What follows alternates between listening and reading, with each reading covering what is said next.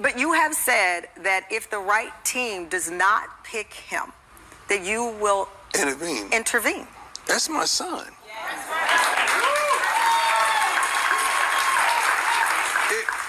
It's almost like you got a child that's going into an occupation that you already dominated in. Like, come on. And you don't think I'm not gonna sit there like a navigational system and tell him, take a right there, take a left right there, take a, not that, not that, oh, no. Like, that's who I'm called to, that's my son. I'm not gonna let my son get down in no foolishness. But you and I both know these coaches, these owners, right? You've been in the rooms. Right. The owners, billionaire owners, yes, will often say, well, this is a young man who should be making his own decisions. You know, he's got this helicopter dad. Not my son.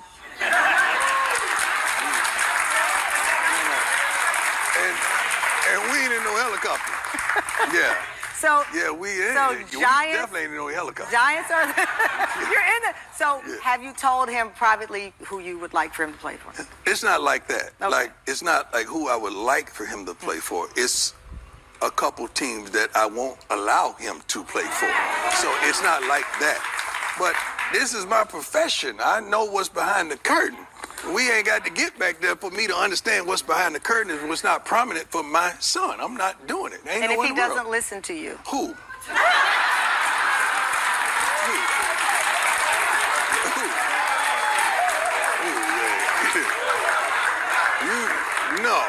You must mean owners, like, not my son.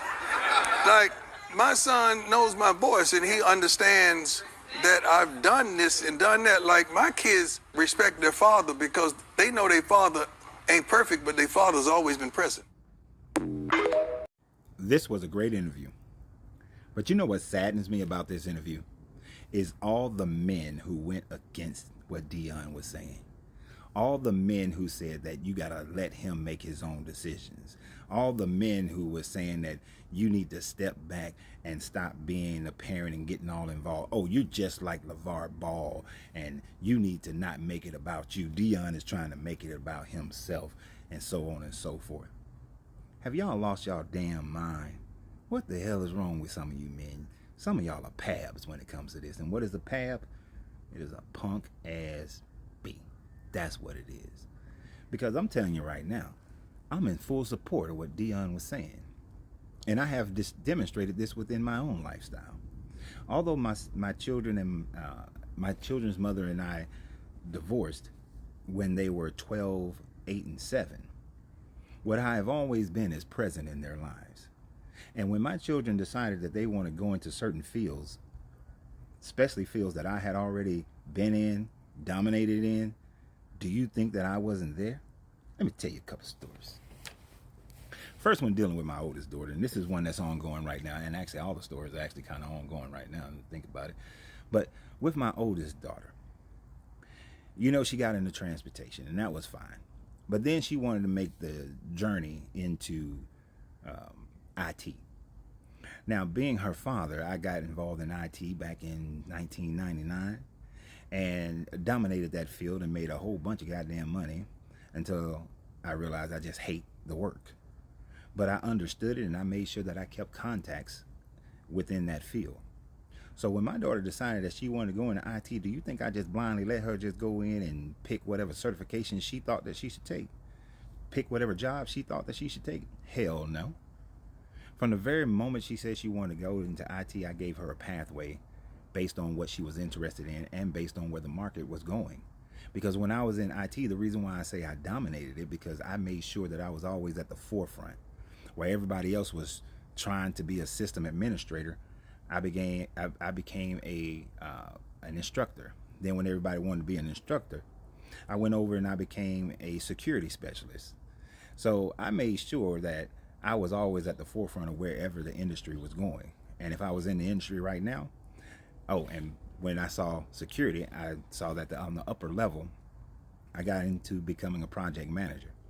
So when I look at the landscape of IT right now, if a person is interested in things like programming, there are certain programming languages you need to learn. And beyond that, there is things like AI. I was telling her that AI is going to be a big thing years ago.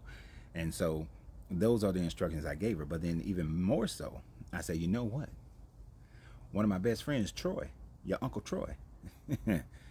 Let me connect you with Troy. Troy is going to take over, and he's going to be your guidance as you go through this field. And she talks to her Uncle Troy about her career more so than she talks to me about it, because I made sure that she has the right type of guidance, and she's following exactly what Troy is leading her into. And Troy has also brought in some other people to help guide her. So no, I'm not just going to let her go out there and throw shit against the wall and see what sticks. Hell no. And my son, second story. When my son was graduating from high school, I knew, he knew, everybody knew, not that he wasn't intelligent enough, but that boy was tired of school. And I understand. I was tired of school when I graduated high school. So I went to the Marine Corps. So when my son was trying to figure out what he wanted to do, I gave him some advice. I told him what was going to happen while he was staying at his mother's house, that at some point you're going to stop being your mother's baby and you're going to start becoming that grown-ass man in the bedroom. And when that happened, give me a call. And I gave him a plan. I said, now, if you don't have anything else going on, then the military will be a good gap thing for you to do, since you don't know what field that you have interest in. And it's fine for you not to have that at 20, 21. So he decided that he was going to go to the military. Now, I forbid him from going to the Army or the Marine Corps. Now, I'm a Marine, but I forbid him from going into the Marine Corps because I know how the Marine Corps does it. Now, if you want to be a hard-charging grunt and fight, and the main focus of your lifestyle is going to be combat, go to the Marine Corps. But the Marine Corps doesn't have the availability of technical expertise as some of the other branches. The Army, although vast, is in a similar situation and is filled with a bunch of lazy jokers, so no. So his options was the Navy and the Air Force. He chose the Air Force. The quality of life is much, much better in the Air Force, and I wanted him to have a better quality of life than I had in the Marine Corps. So he went to the Air Force. Do you think I let him go and talk to the recruiters by himself? Hell no. After he took his ASVAB and the jobs that were open to him, do you think I let the recruiters go in there and say, well, I can get you, get started next week if you choose these fields. But if you choose this one, you might have to wait a couple of months. And oftentimes that's used to pressure these kids into going in faster and picking a job that they don't want to be in. And picking jobs that don't translate over as well. So after looking at the jobs, I gave my son the list, 3 or 4 jobs that he can take that were within his interest. He wanted to work with his hands. So the air traffic controller one, not so much. But working on jet engines, yeah. Now the recruiter then said, I can get you in sooner if you work on these F-16 engines. Nah. I told that recruiter F-16 engines don't translate over into the civilian world as easily. So he needs to work on the heavies. And I know he got to wait 2 months, but he'll wait those 2 months so that he can work on the heavies. And as a matter of fact, I already did the research and knew that those heavies were being converted over to having the brand new Rolls-Royce engine, which was the engine that the civilian planes were being converted over to as well. So no, he's going to work on the Rolls-Royce engines. Yes, it limits how many duty stations he can have, but it prepares him for a future after the Air Force, if he so chooses to continue in that vein. So that's why my son is in the Air Force, in Spokane, working on the C-135s, working on the Rolls-Royce engines, so that if he walks out the door, when he walks out the door of the Air Force, he's guaranteed 90K right out the door, if not more. So all those men who were against what Deion was saying, why didn't you have that same thing about John Elway's father, who did the same thing, the Manning father, who did the same thing? And look at the careers, those Hall of Fame careers that those men had because of their father's intervention. So Deion, you keep doing what you're doing. And if anything, all you other men, you need to look at this as an example of what you should be doing and being present in your kids' life and guiding them. And because I am hella good in financial knowledge, all my children get the value of my financial knowledge.